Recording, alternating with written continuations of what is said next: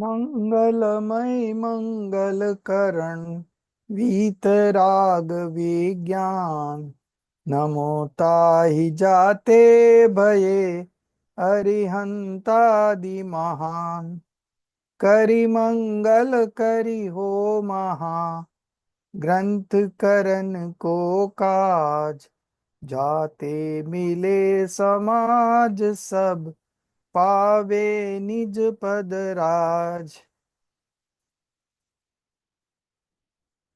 आचार्य कल्प पंडित प्रवर जय जिनेन्द्र जी। Jai Jinendra. Acharya Kalp Pandit Pravar Todarmal ji has written this Moksha Mark Prakashak, and we were discussing the nature of sermons. Okay, so basically the divine sound of the Tirthankar um, that has been divided into four different style of presentation called exposition. Okay, so there are four exposition: Pratman Yog, Karnan Yog, Charnan Yog, and Dravyan Yog.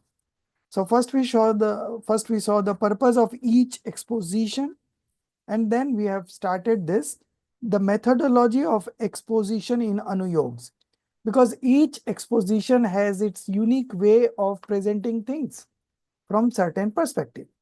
If we don't know the perspective, we will not be able to know the exact meaning of the scriptures, and the doubt will remain in our mind, and we will not be able to manifest right knowledge. Okay, so this is very important. So first we discussed Pratman Yog, and then we started off with Karnan Yog. Karnan Yog, we completed 2 points. Okay, then from 3 to I think 6. So we have another 4 points to cover, and we are on to page number 392. You have the textbook with you?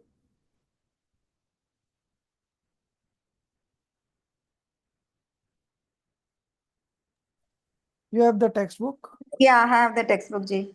Okay. So you would you be able to share the screen? I'm trying, Ji, but I'm not able to do it, right? Okay. I can read, Ji. Then leave it. You have the textbook, no?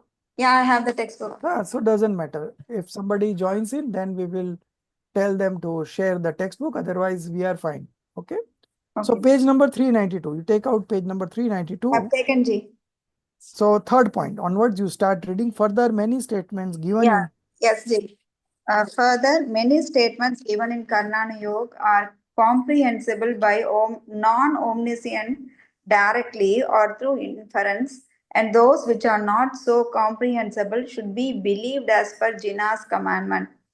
The embodied forms of human being, etc., which are the gross and the longer lasting combined modifications of Jiva and Putkalas and the jars, etc., modes of matter can be known directly or through interference.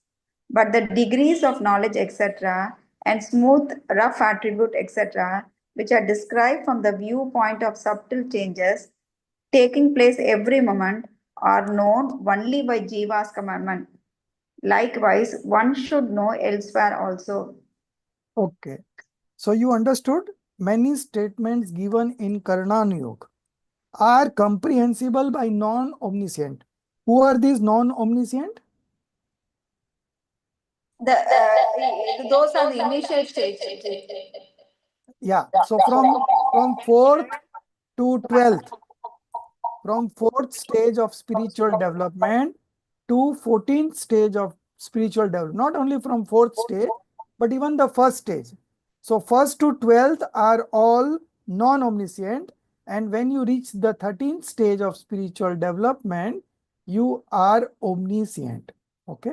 So all below 13th are non-omniscient. Okay. So are comprehensible by non directly. See, you just make me co-host in another one. Okay. Start the file. Okay.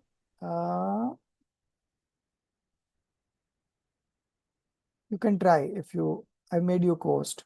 Okay. So, further, many statements given in Karnan Yoga are comprehensible, are understandable by non-omniscient directly or through inference. Inference is again a kind of estimation, okay? And it's not the guesswork that we have in common parlance, okay? It is about systematically arrived at a logic, and that is called inference. So some things we know directly and some through inference. And those which are not so comprehensible should be believed as per Jina's commandment. Okay. So the one where we could examine, we should examine. But some things we could not examine. Okay. That we have to believe just as per Jina's commandment. Okay. केवली के ज्ञान में आया है उसके प्रकार से. The embodied forms of human beings, etc., which are the gross and longer lasting combined modification of Jeev and Pudgals. Okay. So now this human form is a combination of soul and body. Body is a matter substance and soul is a living being. Okay. So the human form is embodiment of both. Okay. Combined modification of Jeev and Pudgal. And jars, etc. These are pure matter substance. They can be known by directly or through inference. Okay. So jars we all can see, okay, with our eyes. So that can be known directly or through inference. But the degree of knowledge, etc., and smooth rough attributes. Okay. So degree of knowledge would be in the human being and smooth rough attributes would be in the matter substance, which are described from the viewpoint of subtle changes takes place every moment. Okay. So every moment there is a transformation happening in all the substances. So these are some of them we can understand and see directly, and some we have to believe through Jiva's commandment. Okay. Jina's commandment. Janendra Bhagwan's commandment are known only by Jina's command. Likewise, one should know elsewhere also. So whatever is depicted in Karnan Yoga, all cannot be directly known or believed. You have to, where you cannot prove it, you have to believe it as per Jina's commandment. Now fourth. So four have subdivisions also. A, B, C, D. So first paragraph is 4A. The next paragraph is 4B. The third paragraph is 4C. And fourth paragraph is 4D. So now we will read this. You only read Subha 4A.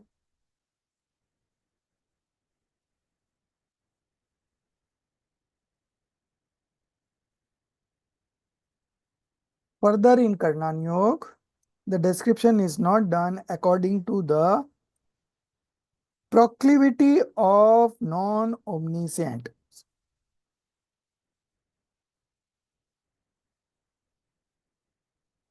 Unmute yourself. Right. Yes. Right. I'm working on it. So I'm not. No problem. You leave it. You leave it. Okay. Further in Karnataka, I'll switch off this because it is also making noise. Yeah, yeah. It is echoing sound. You close that one. No Yeah. problem.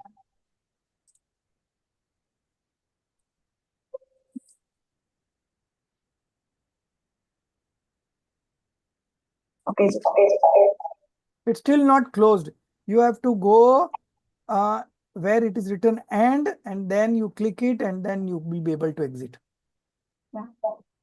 Extreme right, lower side.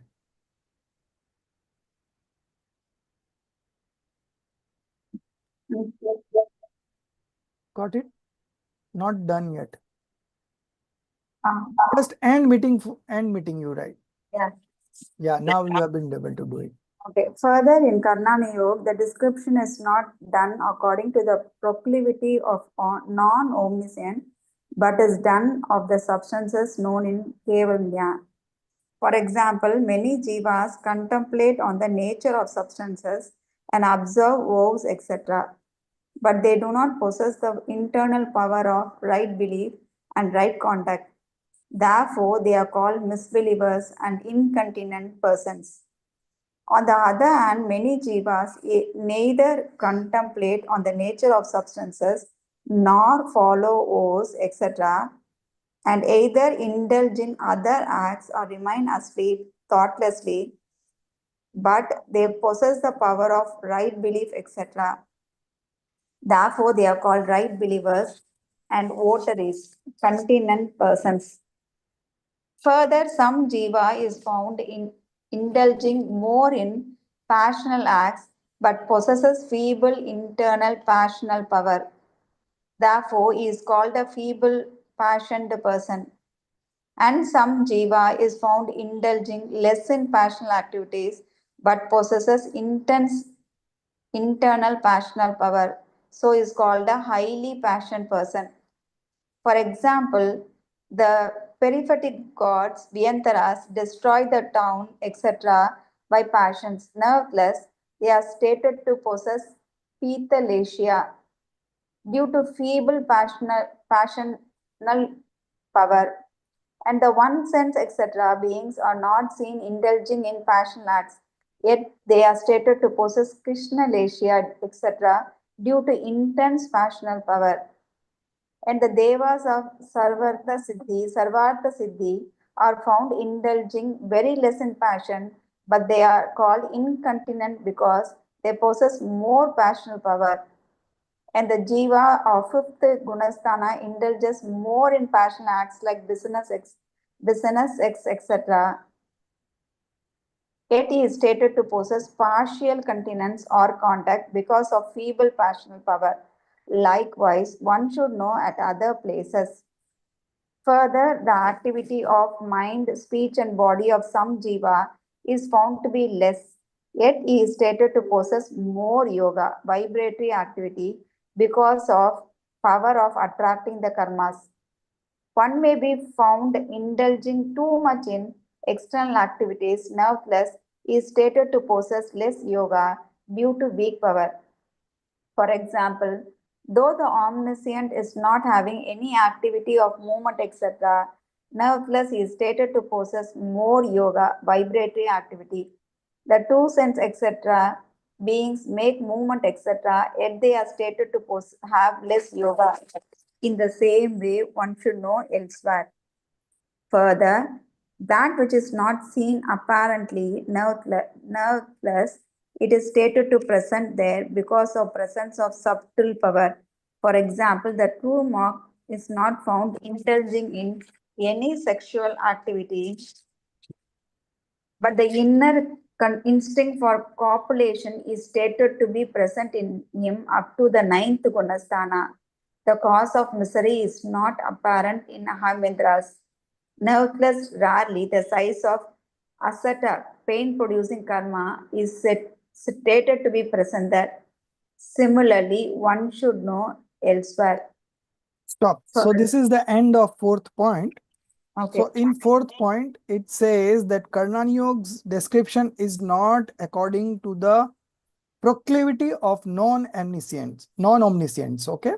Proclivity means the activity, okay, Okay. of non-omniscience, but is done of the substance known in omniscience, okay? So Karnani describes all subtle things as seen by the omniscient, okay? It is not as per the activity of the non-omniscient.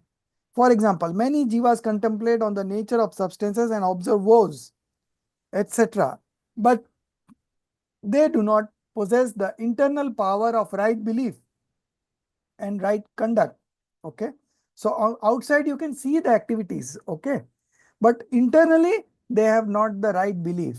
Therefore, they are called misbelievers and incontinent, woeless persons. On the other hand, many jivas neither contemplate on the nature of substance nor follow vows, etc., and either indulge in other acts or remain asleep thoughtlessly. But they possess the power of right belief. Therefore, they are called right believer and votaries, continent person. So, it all depends what is your internal belief, not the external activity that you do.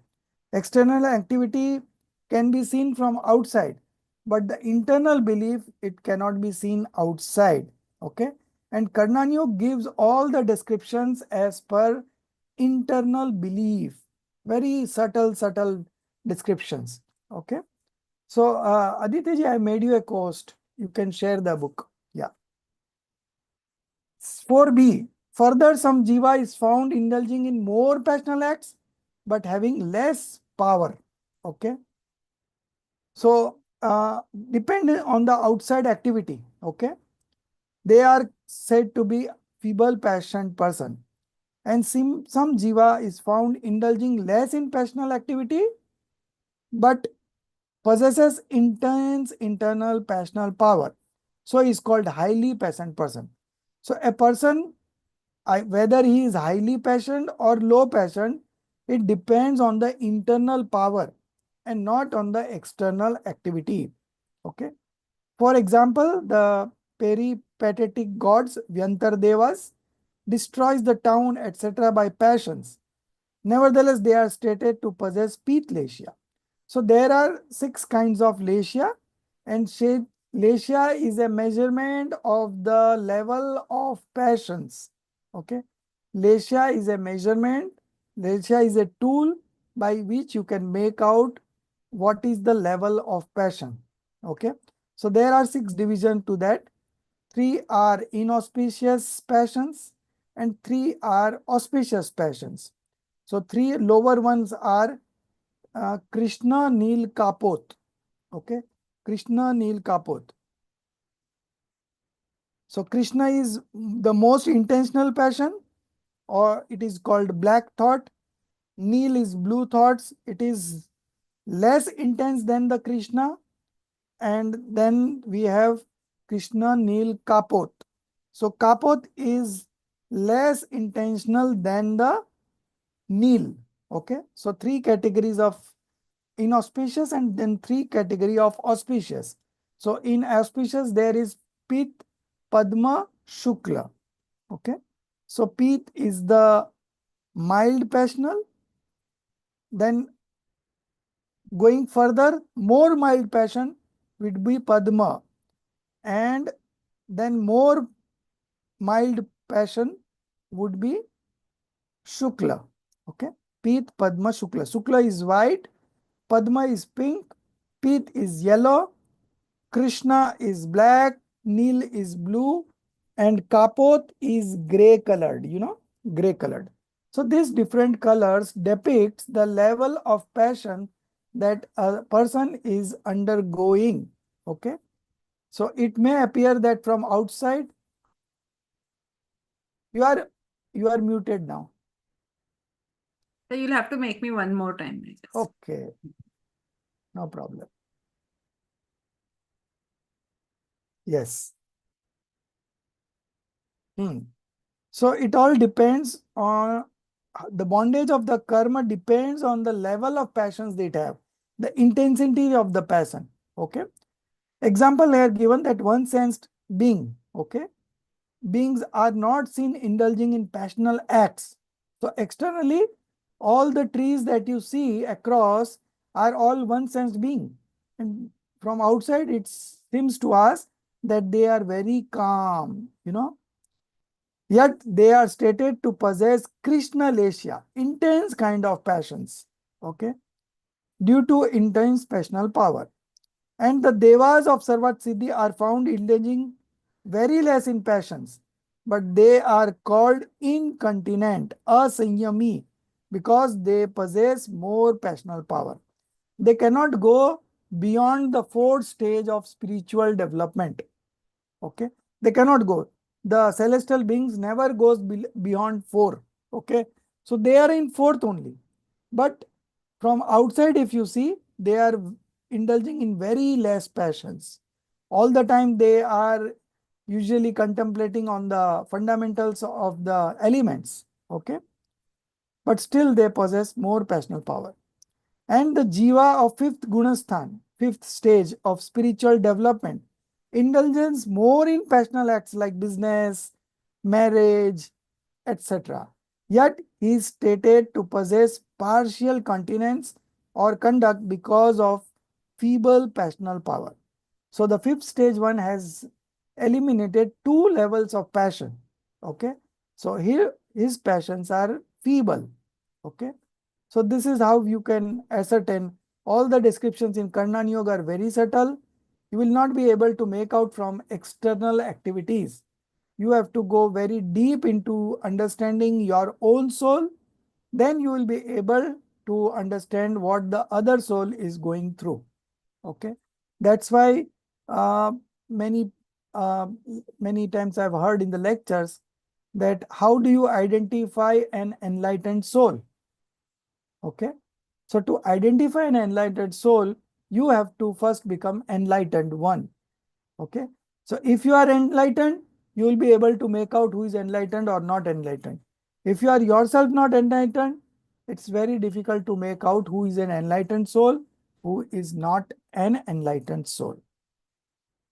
4C.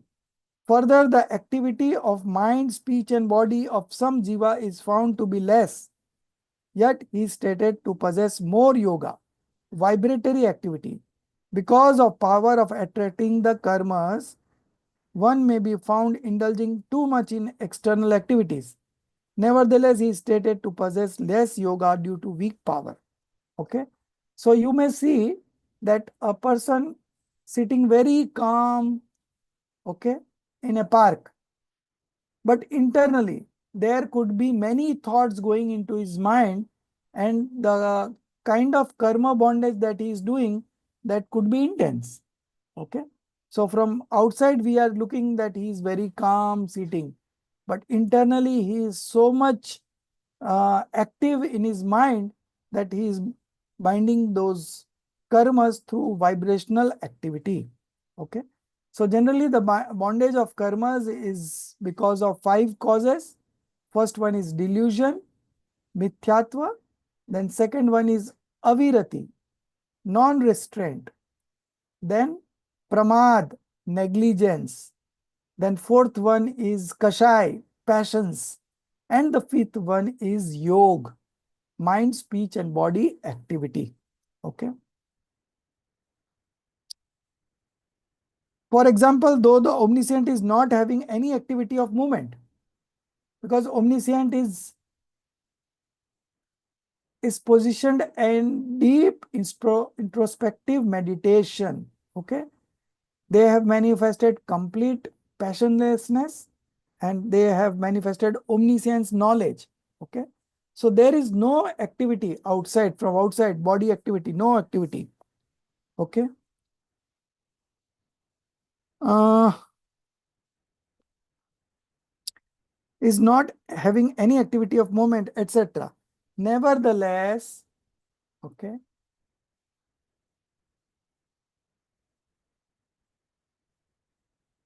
we are on to page number 393. Further, the activity of mind, speech, and body. No, this is not. You are on 95, we are on 93.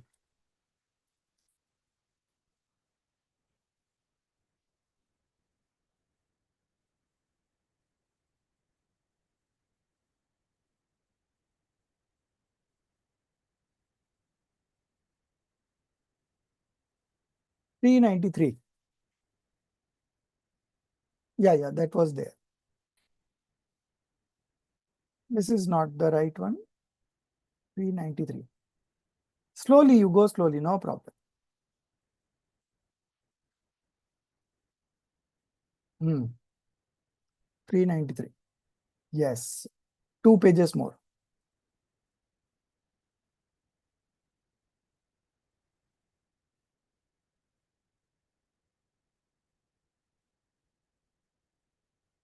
Yes. So this one, slightly below.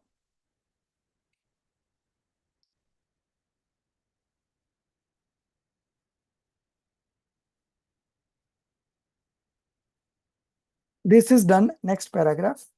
Yes, this one. Okay. For example, though the omniscient is not having any activity of movement, etc., nevertheless, he is stated to possess more yoga, vibratory activity. Okay. The two sensed, etc., being makes movement, etc. Yet they are stated to have less yoga. In the same way, one should know elsewhere. Okay. So the bondage and everything depends on the vibratory activity and not on the external things. Although the external activity and the vibratory activity, they have a cause and effect relationship between them, but it is not always the same. Okay. Excuse me, how come omniscient will possess more yoga? Because they don't have any body activity and their mind and soul is also calm and quite thinking about God, no? Yeah, but they are into now deep introspective meditations. Okay. Yeah. But still, there in scriptures it is written that because there is no passion, so they are not doing new bondages. But many comes are coming, but they are not getting attached and they are going. So the activity is there, but the bondage is not there because they have conquered the passions. Okay. Okay. They have manifested completely passionlessness. Okay. So new bondage is not happening, but still it is called Iryapat Asrav. So we will be Can you reading repeat this ji? Iryapat Asrav. This is Iliapat mentioned, Astra. yeah, this is mentioned in Tattvat Sutra, and we will be reading about this in the next paper only. We have Tattvat Sutra in this sem. So we will read from there. Iryapat Asrav. Okay. So the activity is there, but the bondage is not there because the passions has been eliminated. The The monia karma. activity means past activity or the present one. What is No, no, happening? no. It is all mental activities, you know. That is happening at that position now. Yeah, yeah. The new karmas are coming and it is getting destroyed. It is not Okay. getting bondaged. Okay. Okay. The two sensed, etc., being make movement. Okay. Trust, two sensed, etc. So trust paryay. So two sensed, three sensed, four sensed, five sensed in mind. All these living beings make movements, yet they are stated to have less yoga. In the same way, one should know elsewhere. So outer activities does not mean that more bondage is being done. It all depends on the level of passions. Okay. Internal, what you are manifesting, that all depends on that. 4D. Further, that which is not seen apparently, nevertheless, it is stated to be present there because of presence of subtle power. Now, this is very difficult to understand, you know, because the presence of subtle power, you will not able to realize from outside. Okay. For example, the true monk is not found indulging in any sexual activity because in the stage of a ascetic monk, there are no sinful activities. They are devoid of all sinful activities. Okay. So a monk who is on the seventh stage, and seventh and above is all stages where the monks are into deep introspective meditation. They are not doing anything, just concentrating on the self. Okay. Now in that position, the true monk is not found indulging in any sexual activity, but the inner instinct. Now, this inner instinct is what, you know, the desire. Okay. So, in terms of desire, but the inner instinct for copulation, sex, cravings for sex is stated to be present in him up to the ninth stage of spiritual development. So, this inner instinct for copulation is called Maithun Sangya. So these are the four sangyas. Sangyas are nothing but kind of desires. Okay. So four state of existence and four different types of desires, predominant desires. Okay. So these are there up to the ninth stage. Although seventh and above, there is no activity. Okay. They are into deep meditation only. But still, the scriptures on in Karnan Yoga, only Karnan Yoga, because Karnan Yoga is only able to catch the subtle power of this kind of passions, you know, subtle power. So Karnan Yoga will say up to ninth stage, you have this instinct for copulation, but from outside you see they are into deep meditation stage.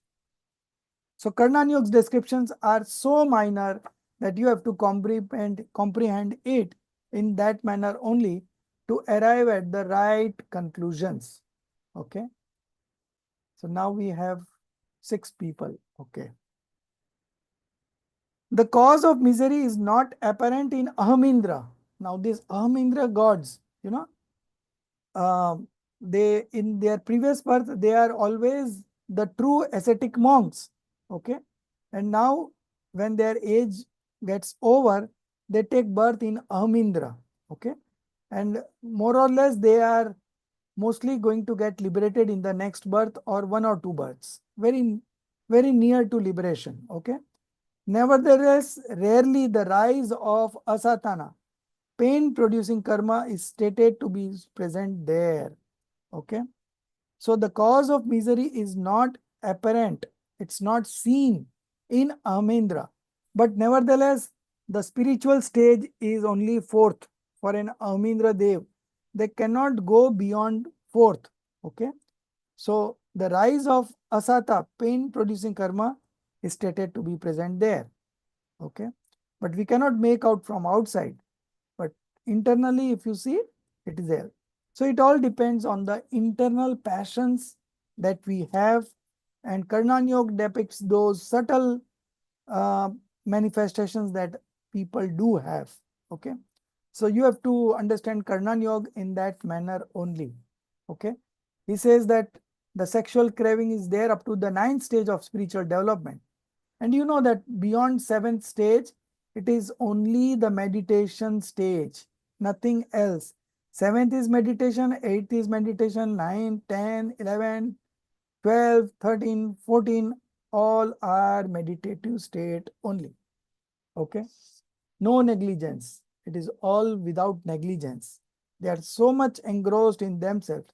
And still the Karnani Yoga states that the sexual cravings is there up to the 9th stage. So you have to understand these statements from Karnan Yoga in the right perspective. Otherwise, you will feel the contradictory statements in your mind. Okay. Now the 5th point. Further, the Karnan Yoga describes the right belief. Okay. So Priyanka ji, you read.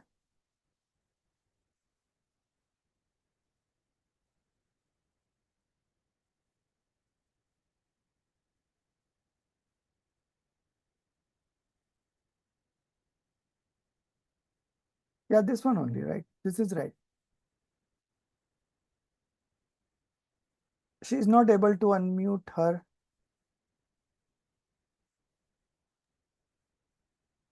Okay, Sasikala ji, you read. Further, the Karnani Yoga describes the right belief, knowledge, conduct, etc. Religion with the relativity of subsidence, etc. of karma, karma prakritis, and with their subtle power with reference to different gunastans, and it's also describes the jiva, etc.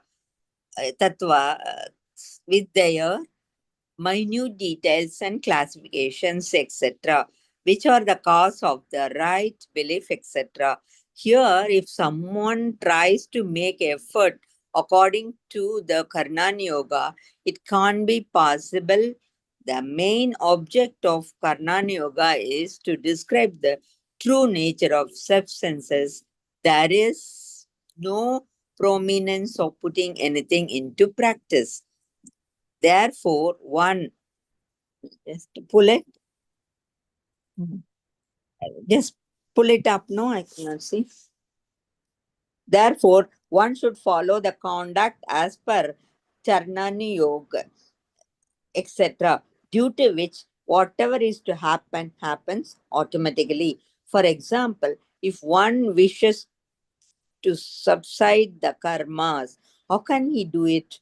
One should rather make effort for ascertaining the tattvas, etc., owing to which substantial, that is, form of right belief is evolved of its own. Similarly, one should know elsewhere. Shall I continue?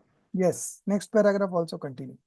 In one Antarmukurta, the monk, a monk falling from 11th Gunasthan gradually becomes a false believer, and again by ascending the ladder of destruction of karmas, he evolves Kevala Jnana, omniscience. Such subtle dispositions of right belief, etc., are not the subject of the comprehension. Therefore, one should know the nature of substances as per Karnan Yoga, but follow such conduct knowingly, which is beneficial. And in Karnan Yoga also. Stop. So that is the sixth point. Now let's complete the fifth point. Okay. 2 paragraphs.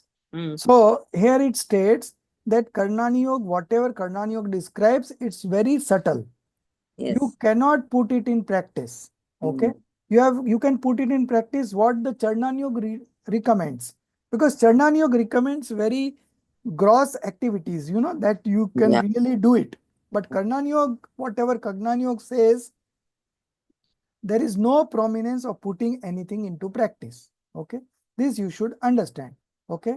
So the example given here is, if one wishes to subside the karmas, how can he do it? Because karma is a matter substance and soul is a soul substance. A soul cannot do anything in the matter. Okay. So what he can do? One should rather make effort for ascertaining the tattvas, knowing the tattvas, 7 fundamental elements as they are, and owing to which subsidential means Opshamik. Okay. Opshamik Samyak Darshan, form of right belief, subsidential form of right belief, subsidential, etc. So it could be any one of the three. Subsidential, then we have destructional, then we have subsidential cum destructional. Opshamik, Shaik, and Shayopshamik, form of right belief. Anyone can be evolved on its own. So that will happen on its own. Your efforts are up to making decisions only. Beyond that, the effort does not go. Karma theory, we cannot do anything. So karma, the delusion is getting weakened every moment. Okay. The delusion is getting weak every moment. But when it will go, it is not in our hand. Okay. So the Karnan Yoga describes all these subtle modifications which cannot be put into practice. You have to just understand. In one Antarmurat, when Antarmurat is maximum 48 minutes, okay? Any period less than 48 minutes is called a Antarmurat. It's given in the footnote.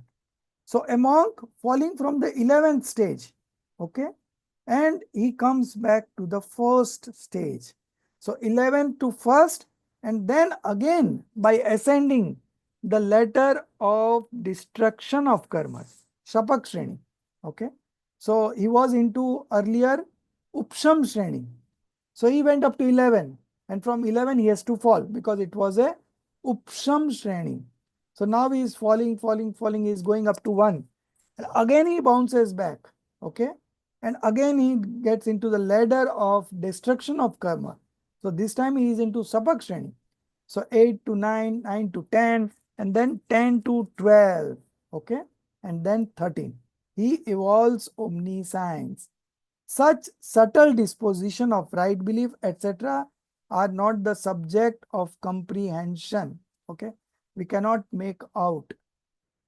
The monk is sitting in deep meditation, and you never know whether he's in first, whether he's in fourth, or he's in seventh, eighth. You never can make out. Okay, from outside you can just see the activities, but internally it all depends on the manifestation that the monk is undergoing according to Karnan Yoga. Therefore, one should know the nature of substance as per the Karnan Yoga, but follow such conduct knowingly, which is beneficial. Okay. So you have to follow those conduct which is possible in that stage according to Charnan Yoga and not according to Karnan. So now we have 6th point coming up, 6A, 6B, 6C, one each in paragraph. Okay. And Aditi ji, you read. And in Karunaniyog also, at some places, the exposition is found with emphasis on preaching. So that should not be believed in its totality. For example, making effort for injury, etc., is called Kumati Gnan, perverse sensory knowledge. Study of scriptures of other religions is called Kushrut Gyan, perverse scriptural knowledge. Always perceiving bad aspect and not perceiving good aspect is called Vibhanga Gyan. Vibhanga Gyan. Vibhanganyan. She is freezed. Shall I continue? Vibhanganyan. Kumati Nyan, personal study of scriptures of other religions called Kushutra. Always pursuing the bad aspect, not pursuing good aspect is called Vibhanganyan, perverse clairvoyance. All these are preached so far, forsaking them. For, forsaking them. From subtle point of view, all knowledge of true believer is right knowledge.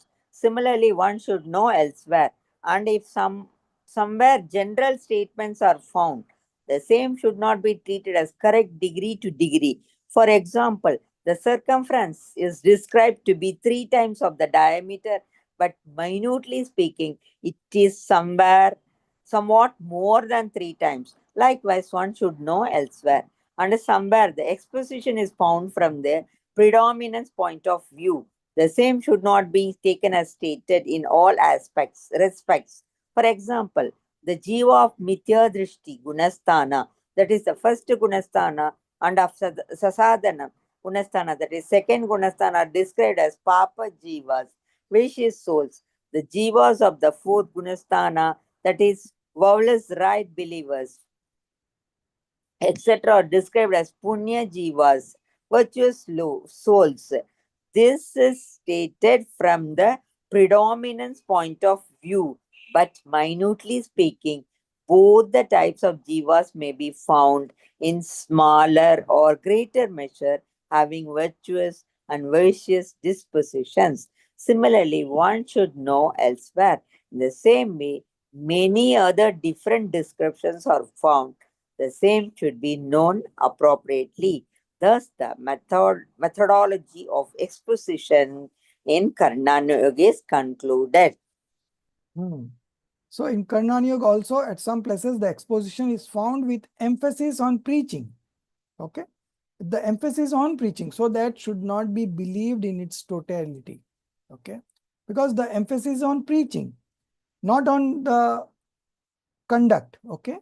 For example, making effort for injury, etc. Okay. Violence, theft, falsehood, all the things is called Kumati Gyan. Kumati Gyan means perverse sensory knowledge. Study of scriptures of other religion is called Kushrut Gyan, perverse scriptural knowledge. Always perceived bad aspect and not perceiving good aspect is called Vibhanga Gyan, perverse clairvoyance, Ku Avdi Gyan. Okay, all these are preached. So for forsaking them, from subtle point of view, all knowledge of a true believer is right knowledge. Okay, all knowledge of a true believer is the right knowledge. Similarly, one should know elsewhere. And if somewhere general statements are found, the same should not be treated as correct degree or to degree. It's a general statement. It is not a specific statement. Okay. So there will be difference in the interpretations. Okay. But from generally speaking, we talk like that only. For example, the circumference is described to be 3 times of the diameter. Okay.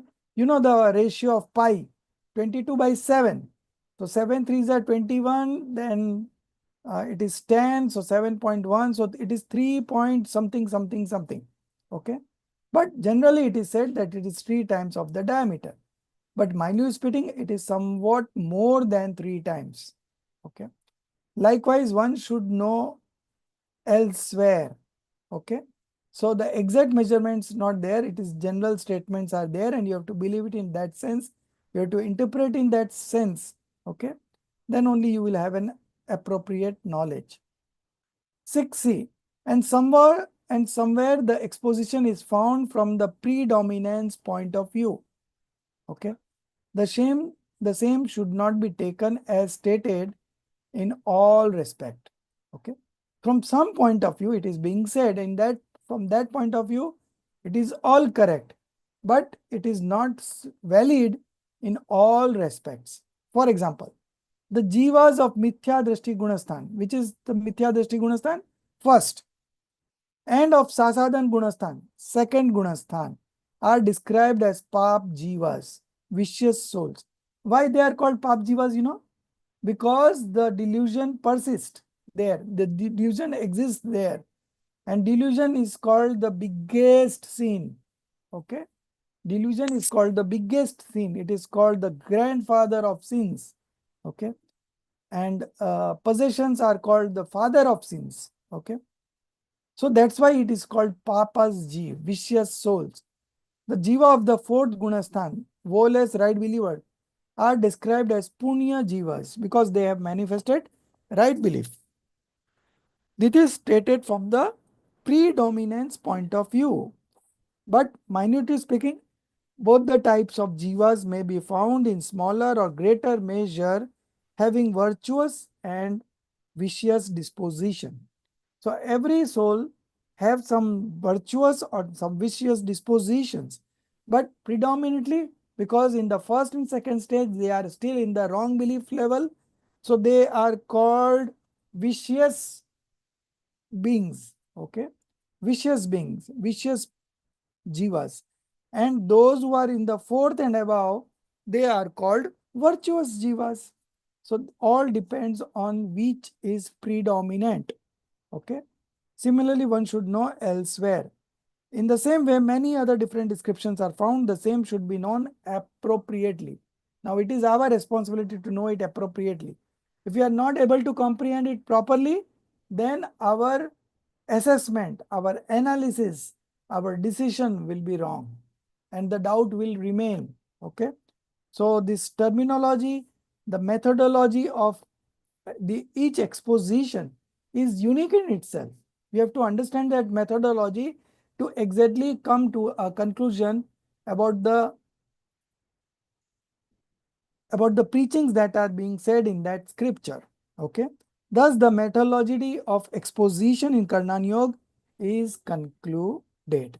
So, we had a very detailed discussion on Karnan Yoga, and now comes the methodology of exposition in Charnan Yoga. Okay. Now, the methodology of exposition in Charnan Yoga is explained. So, here are 6 points. First, we will do the marking. Okay. Everyone do the marking. In Charnan Yoga, that aspect of religious conduct has been preached. This is point number 1. Total 6 points. So, this is point number 1. In the next page, 396, in the first paragraph itself, it is 1 point only continuing, but there are sub points to it, A and B. Such sermons are given in 2 forms. Page 396, first paragraph. The one form consists of adopting conventional practices, and B, the other form consists of adopting conventional practices along with real aspect of religion. So first one, A, is only conventional. The second one is conventional along with real. So these are 2 broad divisions of point number 1, A and B. Okay. Now, leaving 2 paragraphs, further there are some jivas. This is A1. The next paragraph is A2. The next paragraph is B1. The next paragraph is A3. In conventional form of preachings, there is the predominance of external activities only. So this is A3. Then the next paragraph, B2. And in the sermons of Vyavhar. Okay. So this first point continues again the next page also. And when we come to page number 399, it ends. Thus, one should know the 2 forms of discoursing the people. Okay. So, 1 ends there and the 2 starts in the next paragraph. Further in Charnan Yoga, discourse is given for giving up the acts. Then next paragraph, third point, further in Charnan Yoga, even by arousing passion. Okay. Then the next page 400, last paragraph. Further in Charnanyog through different reasonings, it is point 4. Then in the next page, page 401, second last paragraph. Further in Charnanyog, such discourses comprehensible by non-omniscients. That is fifth. Then page number 403, last paragraph, point number 6. Moreover, in Charnanyog, the names, etc., various terms are stated. This is point number 6. Now we'll read one by one. One is very big one. So we will divide into 2-3 parts and then we'll read one by one. So first we begin with the first point in Charnanyog. Aditi ji, you read, you disconnected in between. Okay. So you start reading again.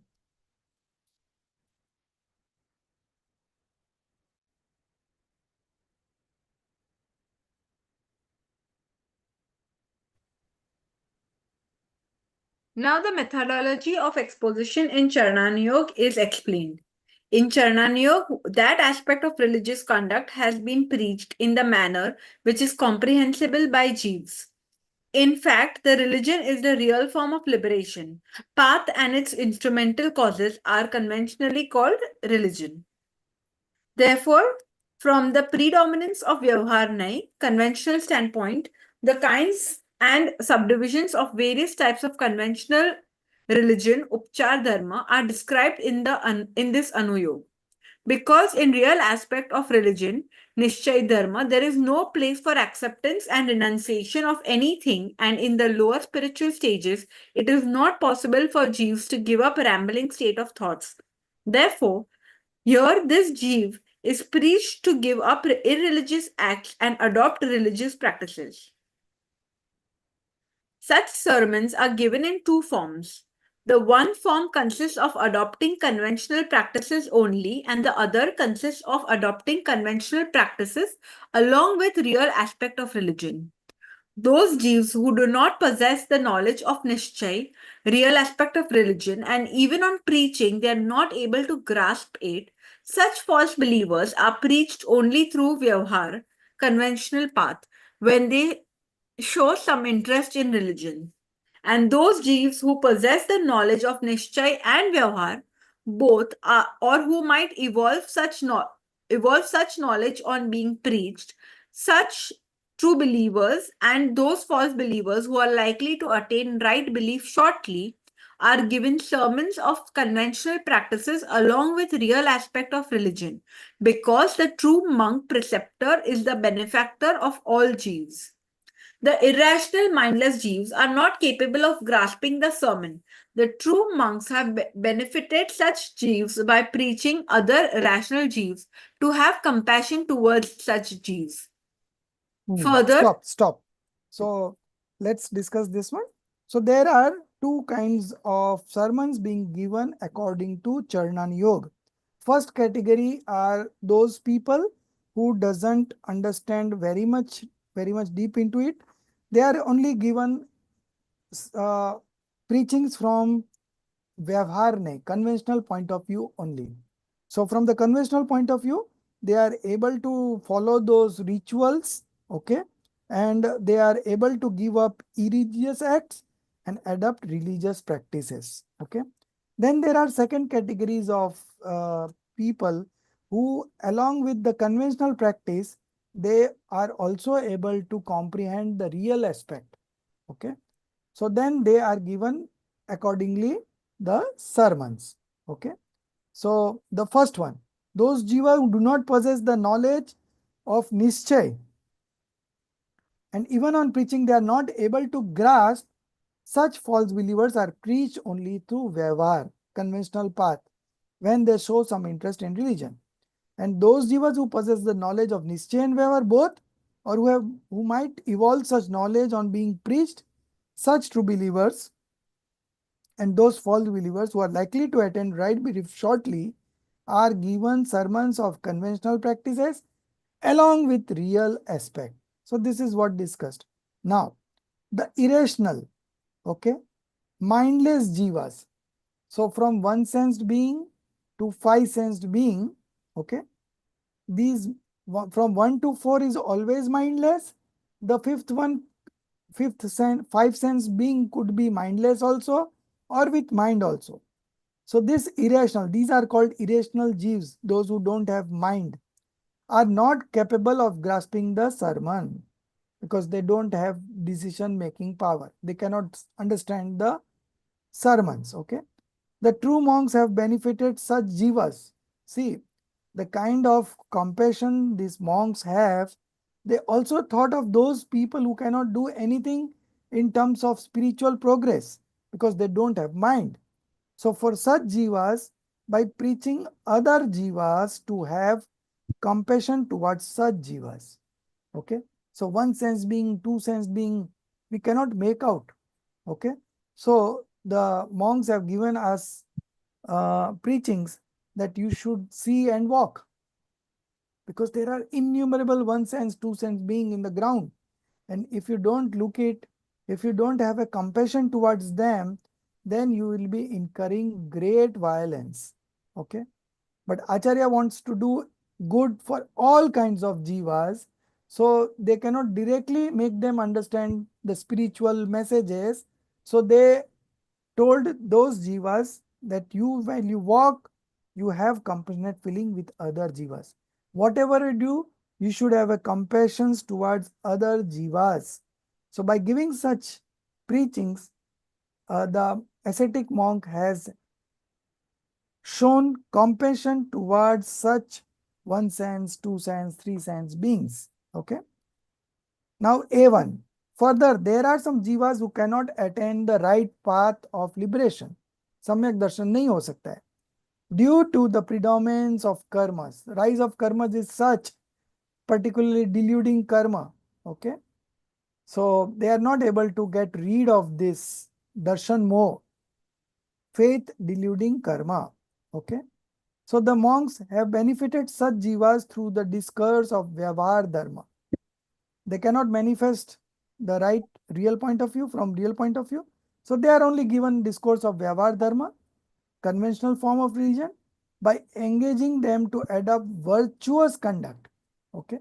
Mala gino, upvas karo, all these are virtuous conduct. Being the cause of sensual pleasures and good state of existence, and by discouraging them from vicious acts. Okay.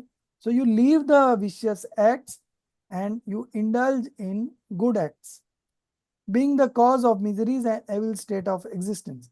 Such jivas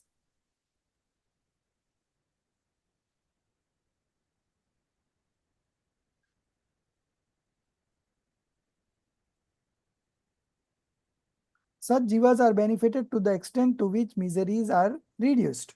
Okay. So whatever they can reduce, that is the only benefit that a monk can do for those kind of jivas. The second point on the first category only, the one who has got predominance of conventional point of view in them. Further, the sinner is found possessing sinful instinct. Okay. Sinner, why again here sinner? Because he is a wrong believer. So wrong believer is considered a sinner here. Okay. So they are possessing sinful instincts. Okay. So desires are there to do sinful activity and attains evil state of existence. What are these evil state of existence, Aditi? There are only two evil state of existence. Which are they?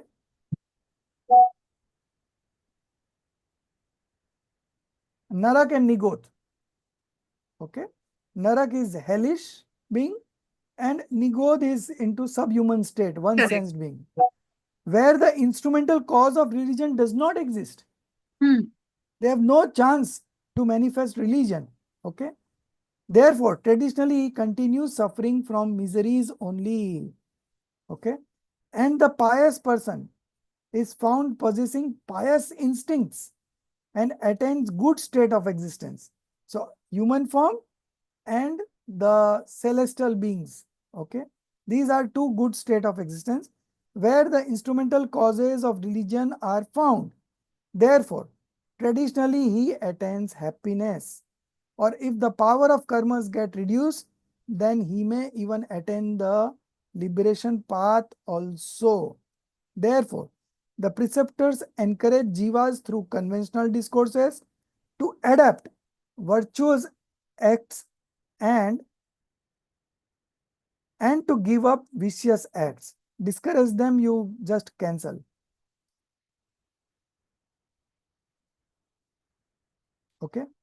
So to adapt vicious acts and to give up vicious acts, because they can do so much only. They cannot practice the science of discrimination and attain right belief. Okay. So for them, reducing of the miseries is what a preceptor does for them. Okay. Now the next point, B1, the second category, those who know real point of view also along with Vyavhar. Okay. What for them, what the preceptor has to say? And the jivas who have attained the liberation path or are capable of attaining it, okay, are benefited by actuating them to follow liberation path through preaching of conventional practice along with real aspect of religion. So they can attain the real path, liberation path, or they are capable of doing it, knowing that the ascetics teach them conventional practice along with real aspect of religion. In this way, the true preceptor monks render benefaction to all jivas. But if such benefaction is not availed by some jivas, then what can the true preceptors do? Okay. They have this feeling that all the jivas of this universe may develop right belief in them and be happy. Okay. They have these kind of feelings. But if the jivas does not accept his advice and preachings, what they can do? They can do nothing. Whatever benefaction is possible, they do it. They try their best. Therefore, the sermons are given in two forms. Okay, so this was B1. Now A3 again. So we had already discussed 2 points about the conventional point of view people. So now the third point coming up. And then B2. Okay. So these two paragraphs. Who is left over? Priyanka ji, are you there? You can unmute yourself and read.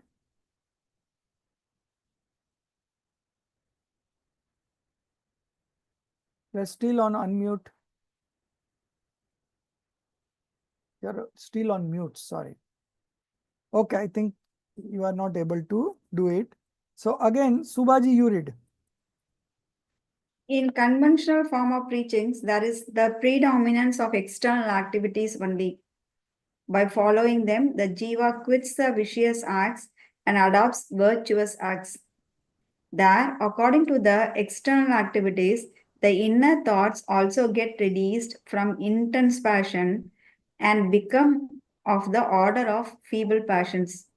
So chiefly it is so, but someone may or may not evolve feeble passions.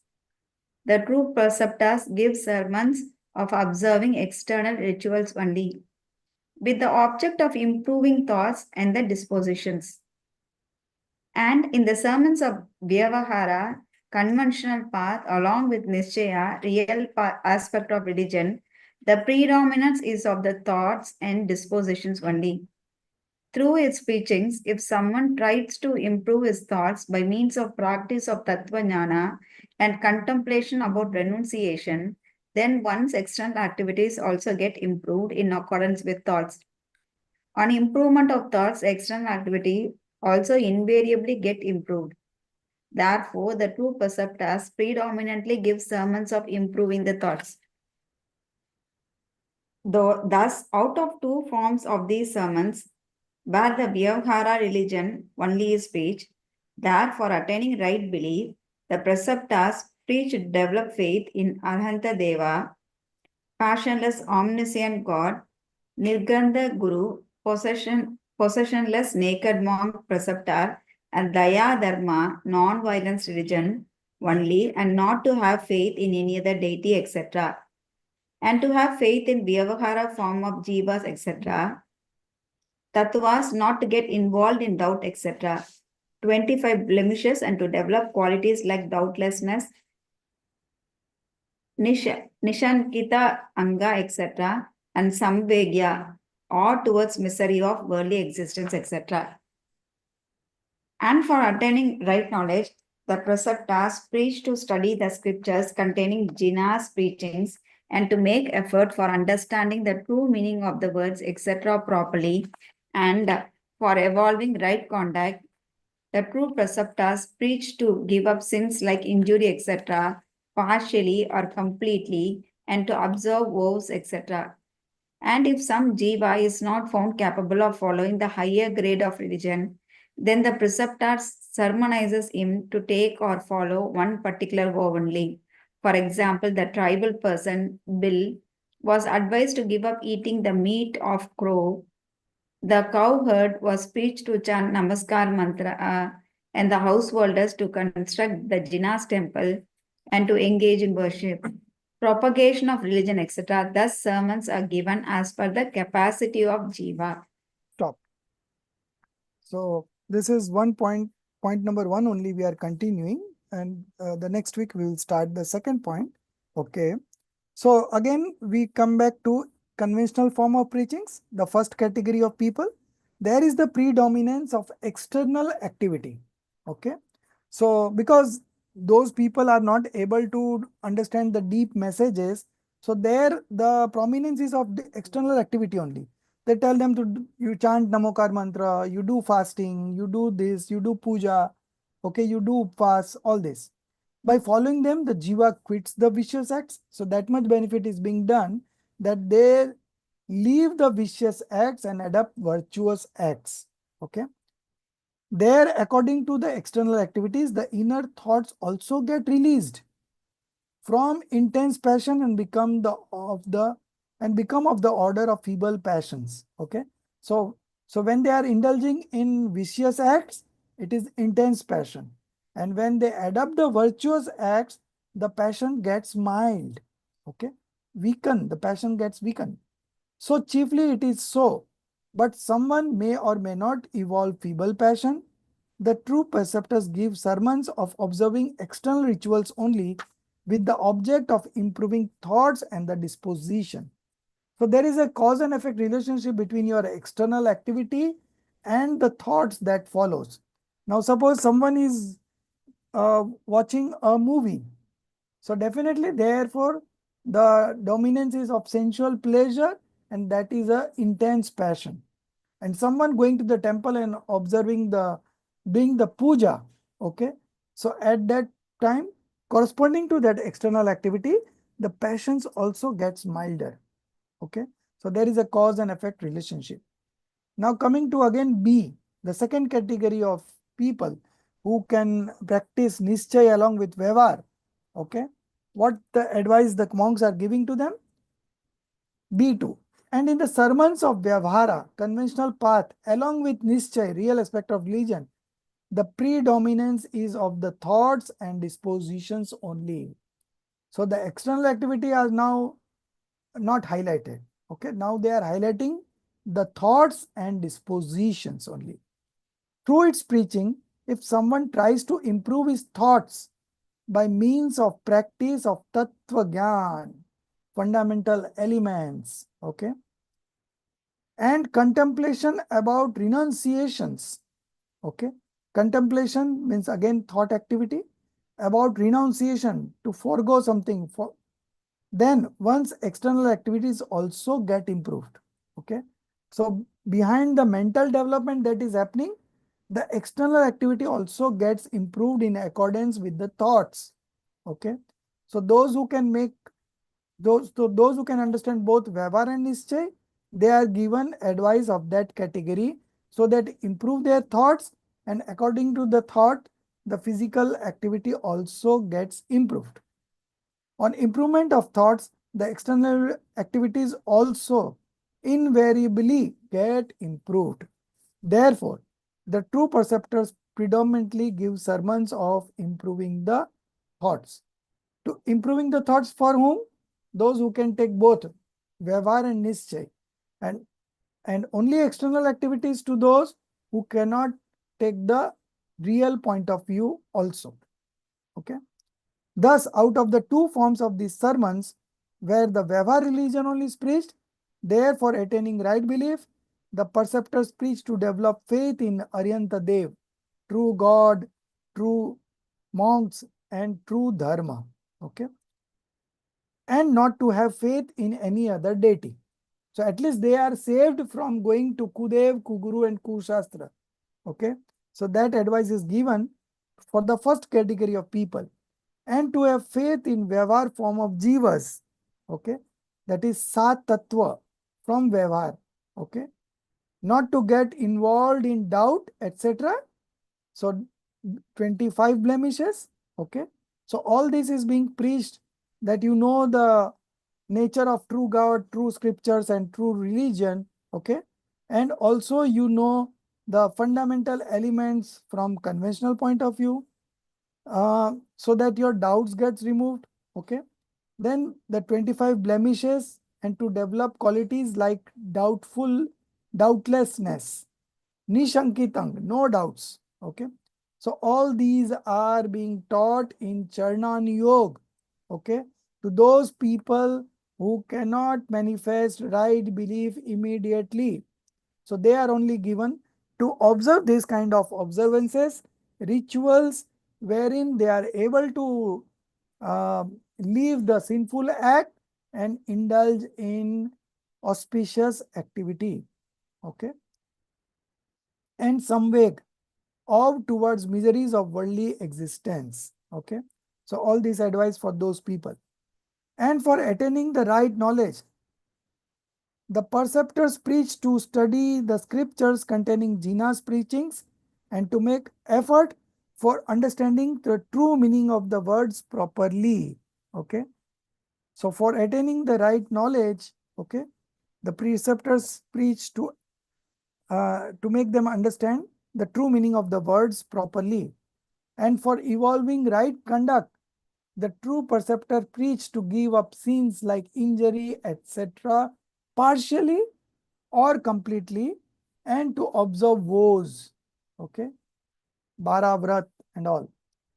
And if some jiva is not found capable of following the higher grade of religion, okay, then the preceptor sermonizes him to take or follow one particular vow only. Okay. Start with small vows. Okay. And later on you can take big vows. But at least you can start. For example, now this is a very good example. This is ideally an example of Srenik Maharaja, who is going to be the first Tirthankar in the next 24 Tirthankars, and who is presently in hellish state right now, in the first hellish state, having a age of uh, 84,000 years. Okay, 84,000 years. So he'll be there there for 84,000 years. So in his earlier birth, he was a tribal person, Bhil. Okay. So the primary function of the tribal person is to hunt animals and eat. They don't have any other activity. They don't work, they don't do. When they get hungry, they hunt animals and eat it. That is the general activity of a tribal people. So for example, the tribal people was advised to give up eating the meat of crow. Okay. So the monk saw that tribal person and he thought that this person is capable of manifesting religion. Okay. So he told him to completely forego the non-veg foods. So the tribal people, Bhil, they said that this is my profession. How can I forego this thing? Then what will I eat? So, but if you are saying me, and nobody has told me anything to give up, but if you are telling me to give up that, I can do that much for you, that I will not have meat of crow. So only one small observance he is ready to undergo. So the monk said, okay, you do that much only. And with that, after some months or some years, he was badly he badly caught a disease, and the doctor that came to see him, he advised to eat meat of crow. If you want to save your life, you eat meat of crow. So that Bhil was in two minds whether to have it or not. Then he suddenly remembered, no, I have given a words to the monk that I will not eat meat of crow. So he didn't eat. And because of that, he died. And he died and he became Raja Shrenik in the next birth. He manifested right belief, and although he has done some blemishes, so he bound the Ayu of Narak. Okay. But after manifesting right belief that he was supposed to go in the seventh Narak, so that got reduced to he has to go to the, sorry, he was supposed to go to the first Narak. Okay. But because of his good deeds, he reduced it to the seventh Narak. And his age was supposed to be 33 Sagar, which is a very, very long period. But that also got reduced to 84,000 years. And in the next 24 Tirthankars, he will be the first Tirthankar. So just a small act lead to so much of development. Similarly, the cow herd, Gwala, was preached to chant Namaskar mantra. So he was a ignorant person and he used to not remember anything. But anyhow, he was preached to chant Namaskar mantra. And the householder to construct the Jin's temple. Okay. So for a householder to construct Jin temple is his duty. And to engage in worship, propagation of religion, etc. The sermons are given as per the capacity of Jeev. So depending on what you can do at your level, the monks advises to take such acts as is possible in that capacity. So this small activity leads to bigger development later on. Okay, as we have seen in all these examples. So the cowherd person who was preached to chant Namaskar mantra, he became Kunkund Acharya in the next birth. And the householder to construct Jina's temple and engage in worship, so and propagation of religion. So all these activities, they end up going into the heavenly beings. Okay. So these small activities leads to big development in the path of spiritual development. Okay. So this Charnan Yoga preaches this kind of rituals to follow to those people who are not able to understand the real point of view. So for them, this is only the benefit the monks do to them. Okay. And those who are capable to understand the Nischay part also along with Vyavhar, they are given the sermons to evolve right faith. Okay. So with this we end. Our time is over. In fact, although we started 2-3 minutes late, so it is almost over. So next class, we will begin from here, page number 398. The first point is still continuing. We have 2 more paragraphs to go and then we will take up the second point. Okay. In meanwhile, those who have not completed all the 3 tests, please complete. 23rd Feb is the last date and they are not going to extend this time because 28th is the result. Okay. So we have very little time. So you just attempt the papers if you have not attempted. And I have just put a query regarding who has completed how many papers in objectives. Just answer those so that I can have a very fair idea. And if somebody is having any problem, we can guide them. Okay. Anything else? Okay. निज निधि निज में बताई यह अनंत उपकार है उसके लिए जिन वाणी माँ को वंदना सत बार है उसके लिए जिन वाणी माँ को वंदना सत बार है।